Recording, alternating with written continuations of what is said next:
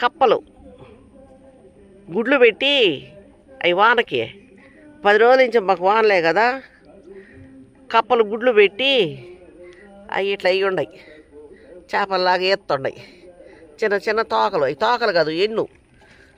ఆ తోకల కాడ పుడతాయి, చేతులు పైన 2 కింద కాళ్ళు పుట్టేసరికి అది ముడ్డిపోస అయిపోద్ది. అవి ఆ తోకకు వస్తాయి, ముందు కాళ్ళు వెనక కాళ్ళు.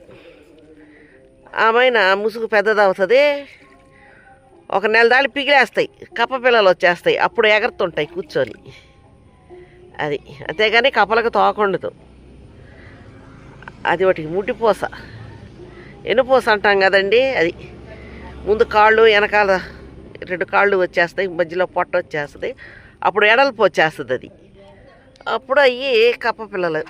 కప్పలు చిన్న చిన్న పిగలుతాయి, ఒకేసారి పిగలుతాయి. రోడ్డు అంతా అయ్యే, పెట్టలు ఎత్తుకోబాను, కోళ్ళు తిన్నాం, అంత అయ్యే మాకు. అంత అది అడుక్కుపోయిండవి కూడా అయ్యే కప్ప పిల్లలు. గుడ్లల్లో ఉంది, ముసుగులో ఉంది ఇప్పుడు.